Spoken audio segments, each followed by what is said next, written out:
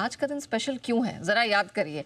कल ही हमने आपको बताया था कि साल 2026 का बेहतरीन आउटलुक लेकर हम आपके सामने आएंगे। छोटी सी झलकी, कर्टन रेजर भी कल हमने आपको दिखाया था।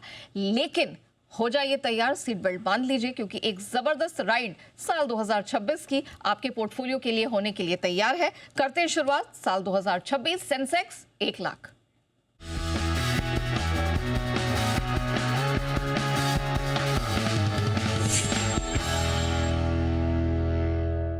सर आपने तो मेरा इंटरेस्ट ना ये 1 लाख वाले मार्क से ही लगता किया, सेंसेक्स के मार्क से ही जगा दिया। लेकिन sir let's go one by one. साल 2026 के बड़े ट्रिगर्स कौन से हैं? जो 6 बड़े ट्रिगर हैं इस साल के लिए वो सबसे इम्पोर्टेंट होंगे और उनके दम पर पूरी साल की दशा दिशा तय होगी कि ये बाजार आगे किस तरह से बढ़ता है। सबसे पहली चीज़ है कि कितनी जल्दी और कितनी बेहतर होती है अमेरिका के साथ भारत की ट्रेड डील, और ये सबसे पहला और सबसे बड़ा ट्रिगर होगा साल 2026 के लिए। दूसरा बड़ा ट्रिगर ग्लोबल मार्केट से है, क्योंकि 2025 में डर भी था और डर के आगे जीत भी हुई कि अमेरिकी बाजारों में एआई का बबल तो नहीं, या अमेरिकी बाजारों के वैल्यूएशन महंगे तो नहीं। और अगर ऐसा है तो फिर क्या 2025 में तो बच गए, क्या 2026 में बच पाएंगे या नहीं, और अगर अमेरिका में गिरावट होती तो कितनी और उसका कितना असर हम पर पड़ सकता है। तीसरा और बड़ा सवाल जो है वो है एफआईएस की बिकवाली को लेकर। ये साल 2025 एफआईएस की बिकवाली के लिहाज से सबसे ख़राब सालों में से एक रहा है। क्या ये बिकवाली रोकेंगे और अब खरीदारी शुरू करेंगे, और जो पिछले साल भारतीय बाजारों की अंडर परफॉर्मेंस रही है ग्लोबल मार्केट्स के मुकाबले में, क्या वो ख़त्म या कम हो सकती है। रिटेल इन्वेस्टर्स और घरेलू फंड्स दोनों मिलकर जमकर पैसा लगाते आए हैं बाजार में, क्या उनका कॉन्फिडेंस बना रहेगा और बढ़ेगा या घटेगा। इसके साथ साथ ही बड़ी सप्लाई का साल भी रहा है, चाहे वो आईपीओ हो, ऑफर फॉर सेल हो, प्रोमोटर्स या फिर पीई फंड्स की तरफ से बड़ी बड़ी बिकवाली। इसने बाजार से काफ़ी पैसा खींचा है, तो जितनी तेज़ी बाजार में होनी चाहिए शायद वो हो नहीं पाई लिक्विडिटी में कमी की वजह से, या लिक्विडिटी दूसरी तरफ चली गई। तो 2026 में क्या इनमें कमी आएगी या बाजार के मूल माहौल के साथ और बढ़ेंगे। और आखिर में सबसे बड़ा ट्रिगर जो 2026 के लिए नहायत इंपॉर्टेंट है वो है अल्टीमेटली कंपनियों की कमाई का। बाजार हमेशा कंपनियों की कमाई के दम पर आगे बढ़ते हैं। अगर कंपनियां कमा रही है तो बाजार चलेंगे, कंपनियां नहीं कमा रही है तो बाजार के लिए कुछ भी हो जाए चलना मुश्किल। तो इवेंचुअली कहते हैं ना, कंपनियों की कमाई और शेयरों के दाम एक दिशा में बढ़ते हैं। ये छठा ट्रिगर होगा सबसे बड़ा। लेकिन सर भारतीय बाजारों के लिए ना जो आप कह सकते हैं हलक का कांटा बना हुआ है वो है यूएस और भारत की ट्रेड डील। इसमें सर मुझे बताइए कितनी जल्दी डील हो सकती है और इसमें सिनेरियोज क्या है, जल्दी हुआ या लेट हुआ, क्या इम्पैक्ट? देखिए, इसमें 2 चीज़ें इंपॉर्टेंट हैं यहाँ ट्रेड डील को लेकर। पहले ये कि ये ट्रेड डील कब होती है, और दूसरा किस दर पर होती है, रेट क्या होगी, टैरिफ कितना लगेगा। तो 2 बड़े मुद्दे। तो पहले कब हो सकती है उस पर फोकस करते हैं। ठीक है, पहली चीज़ तो कि रूस और यूक्रेन के युद्ध को खत्म करने के लिए ट्रम्प साहब लगे हैं। अगर समझिए वो सक्सेसफुल हो जाते हैं, जो कि हम चाहते हैं हो जाए, न सिर्फ इसलिए कि मानवता के नाते युद्ध खत्म होना चाहिए, लेकिन हम इसलिए भी चाहते हैं कि हमारे ऊपर जो एडिशनल 25% उन्होंने इसलिए लगाया कि हम रूस के साथ कारोबार करते हैं, वो फिर उनके बाद वो रहेगा नहीं ना कारण। अगर रूस और यूक्रेन लड़ना बंद कर दिए तो फिर आप किस बात का 25% टैरिफ लगा रहे हो एक्स्ट्रा? हटाना ही पड़ेगा। वो तो हटाना ही चाहिए, पड़ेगा नहीं पड़ेगा वो पता नहीं, लेकिन हटाना ही चाहिए। तो ऐसे में जितना जल्दी युद्ध खत्म हो उतना बढ़िया, और युद्ध खत्म होने पर 25% का एडिशनल टैरिफ जो है कम से कम वो हटने की उम्मीद तो रखी जाए, संभावना रहेगी। अब वो अलग बात है कि अगर ट्रम्प साहब का ईगो ही हर्ट हुआ उस वजह से वो ना हटाए। वैसे तो हमने रूस से कारोबार कम भी किया है, लेकिन वो तो आजकल नाम ही नहीं लेते हैं। अच्छा, ट्रेड डील पर अब उन्होंने ट्वीट करना बोलना भी बंद कर दिया है। पिछले 15-20 दिनों से तो मैंने उनका कोई स्टेटमेंट सुना नहीं। ऐसा नहीं कि वो कोई न्यू ईयर की छुट्टी पर घूम रहे हैं, लेकिन वो आजकल उनके फोकस लिस्ट में है नहीं, अभी पूरा रशिया यूक्रेन पर उनका ध्यान है। तो ये एक बड़ी चीज़ है। इसके अलावा अब समझो युद्ध विराम ना हो, युद्ध विराम हो जाए, 25% निकल जाए, तब तो एक अच्छी बात है। अगर युद्ध विराम ना हो तो फिर ट्रेड डील का जल्दी से जल्दी होना बहुत ज़रूरी है। ट्रेड डील लंबी खींचने पर हमारे एक्सपोर्ट्स पर बुरा असर पड़ता है, हमारी करेंसी पर बुरा असर पड़ता है, और हमारे करंट अकाउंट डेफिसिट वित्तीय घाटे पर भी बड़ा बुरा असर पड़ता है। 3 चीज़ों पर, क्योंकि डॉलर हमें जितने इम्पोर्ट करने वो तो चाहिए, जो एक्सपोर्ट करने वो कम हो रहे हैं नेचुरली, तो ये सब नेचुरली इसका, और तीनों पर असर आप देख भी रहे हैं थोड़ा थोड़ा, करेक्ट। अब जब भी ट्रेड डील होगी या ट्रेड डील होने की संभावना होगी, दोनों ट्रेड डील होना और ट्रेड डील की संभावना, जैसे ये बाजार को कॉन्फिडेंस आ गया उस दिन आप देखिए इक्विटी में तेजी होगी और करेंसी में तेजी होगी। दोनों मार्केट, रुपये भी आपका आराम से एकदम मजबूती के साथ ऊपर आ जाएगा। ये 2 चीज़ें आप ध्यान में रखिए, ठीक है। और हमारा ये मानना है कि करेंसी मार्केट में 92-93 के आसपास के लेवल शायद रॉक बॉटम हो, उसके नीचे रुपया न फिसले, और अगर उससे पहले अच्छी ढंग ढांग की एक डील आ जाए तो ये बढ़िया हो सकता है। अब ये तो हो गया सिनेरियो कि कब होगी जी। अब किस रेट पर होगी वो इम्पोर्टेंट है। ये बड़ा इम्पोर्टेंट है कि क्या रेट पे होती है। तो बाजार का अनुमान है कि कोई भी डील 15 से 18% की रेंज में होने के चांस सबसे ज़्यादा है। ठीक है, अभी तक जो अनुमान बाजार लगा कर बैठा है, ऐसे में अगर कोई भी डील 15% के नीचे की रेट में होती है वो बहुत अच्छी मानी जाएगी, 18% के ऊपर की रेट में होती है तो उसे ख़राब माना जाएगा डील होने के बावजूद। तो ये रेंज आप ध्यान में रखिए। लगभग 17-18% के आसपास लोग मानकर चल रहे हैं। मेरा मानना है 15% या कोई भी इससे बेहतर रेट में मिल जाए तो बढ़िया। तो सबसे बड़ा ट्रिगर ट्रेड डील, और मैंने सिनेरियो आपको बता दिया। ठीक है, अब सर अमेरिकी मार्केट्स पे आते हैं। क्या ज़बरदस्त भागे हैं, लाइफ हाई के पास हैं, 13 से 22% तक उनके बड़े इंडिसीज में रिटर्न कमाकर वो दे चुके हैं। बबल बन गया है? ये अंदाज़ा लगाना मुश्किल काम है। देखिए, कहना मुश्किल है कि बबल बन गया नहीं बन गया, और ये बबल बनने के बाद पता चलता है, बनने से पहले कोई पता नहीं चलता है ना। आप 4-5 बार बोले बबल बन गया, बाद में ना बने और बढ़ जाए तो बढ़ जाए, एक बार बोले बन गया और बाद में घट जाए तो फिर कह दें कि बन गया, तो ये कहना बहुत मुश्किल काम है। लेकिन एक बात पक्की है, अमेरिकी बाज़ार निश्चित तौर पर थोड़े ओवरबोट है, और ऐसे में अगर अमेरिकी बाज़ारों को गिरना है, ये लाइन बहुत काम की है अमेरिकी बाज़ारों को लेकर। और आपको याद होगा पिछले साल में हमने अमेरिकी बाज़ारों में जो डाउ के टारगेट दिए 48,000 के, वो पूरे आए, जबकि 40,000 के नीचे था डाउ तब।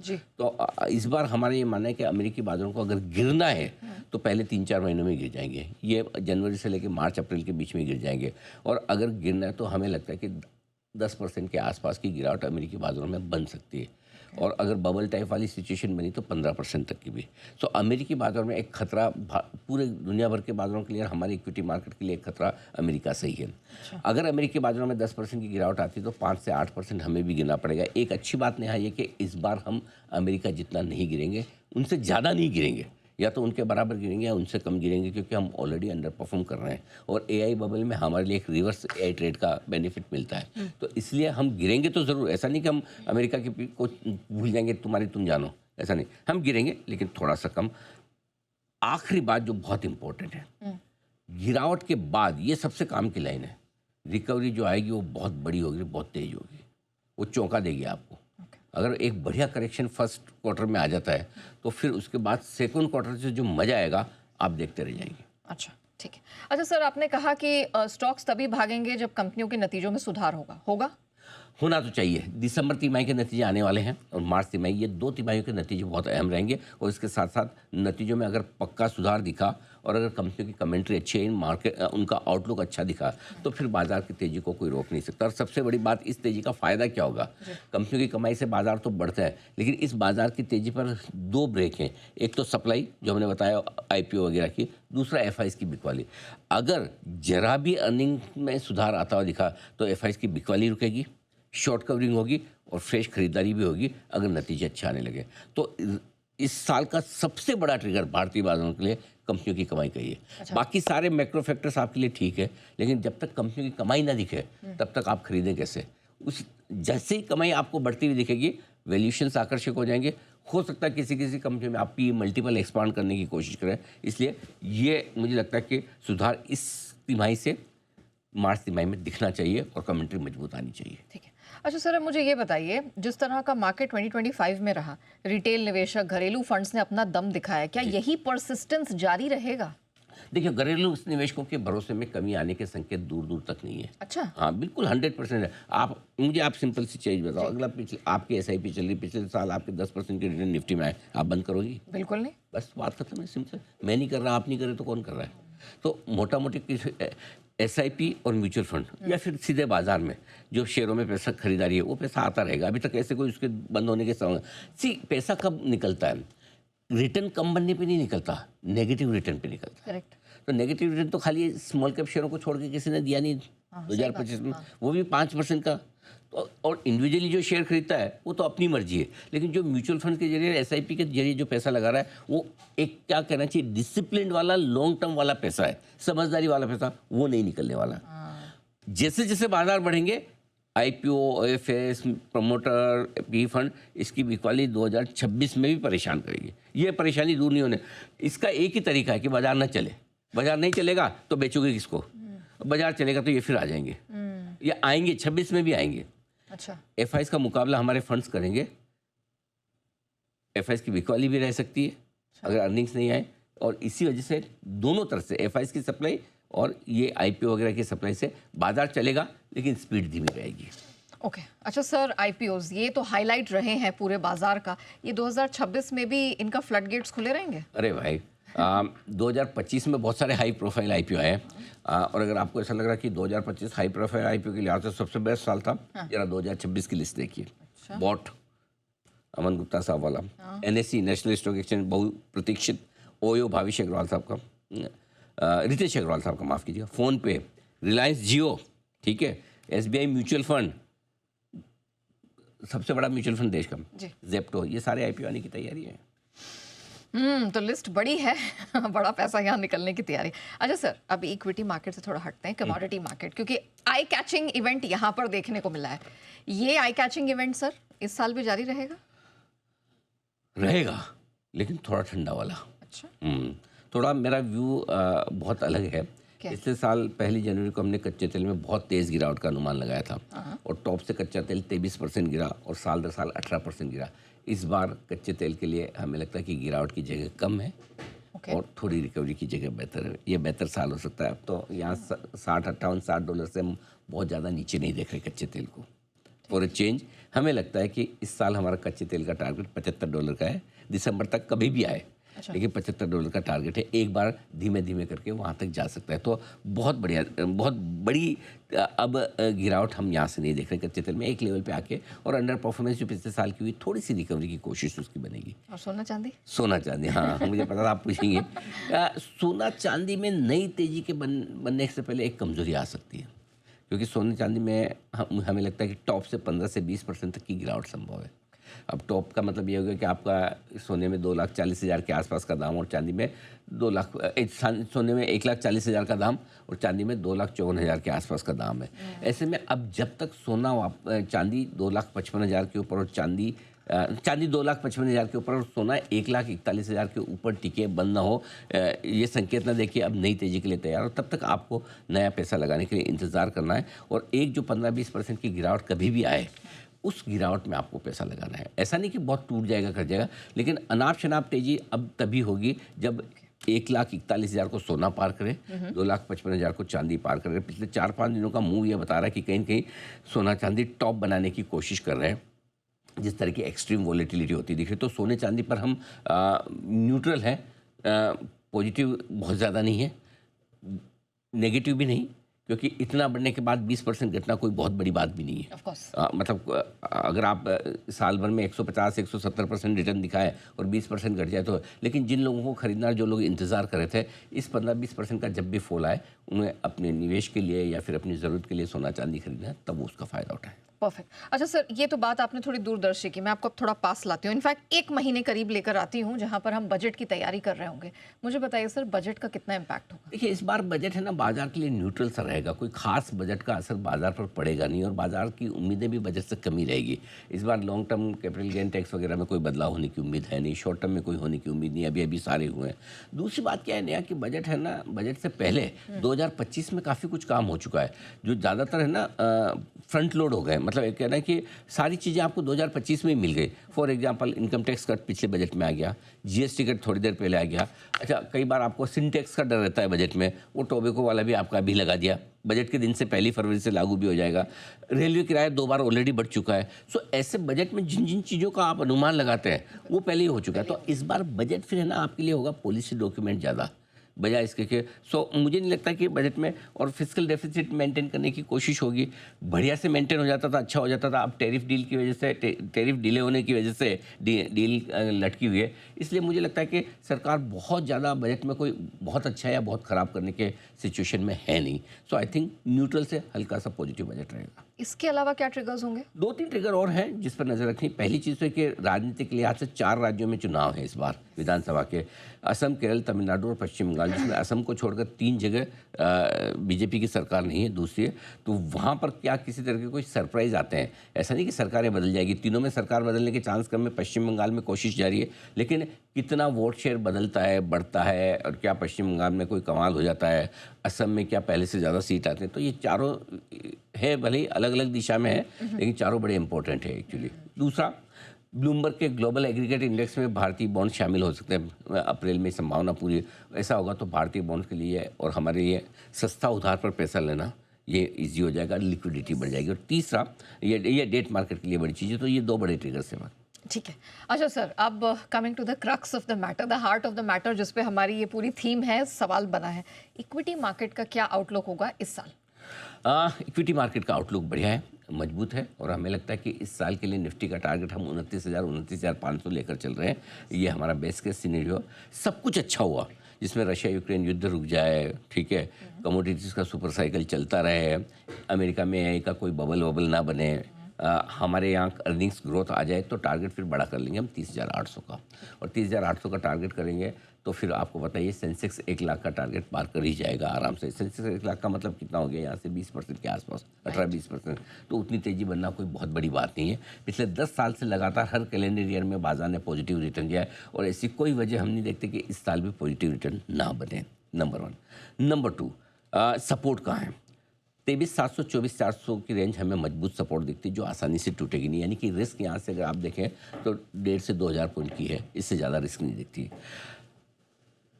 पैनिक अगर हो गया किसी भी वजह से, जो आपको हमें पता नहीं पैनिक किस वजह से हो सकता है, कोई चाइना किसी पे कोई अटैक कर दे या फिर अमेरिका में बबल बन जाए, कोई ऐसी अनहोनी जो आप हम सोच नहीं सकते, तो ऐसी सिचुएशन में भी 22,600 23,000 की रेंज बहुत बड़ा सपोर्ट है। मुझे लगता है कि ये रॉक बॉटम सपोर्ट बन सकता है। तो इससे ज़्यादा की रिस्क नहीं है बाजार में। एक चीज़ है कि अगर रूस और यूक्रेन के बीच में युद्ध और बढ़ जाए तो ये एक रिस्क हो सकती है, क्योंकि अभी हम जो भी एनालिसिस दे रहे हैं हम ये मान के चल रहे हैं कि रूस यूक्रेन युद्ध यहाँ से कम ही होगा, बढ़ेगा नहीं।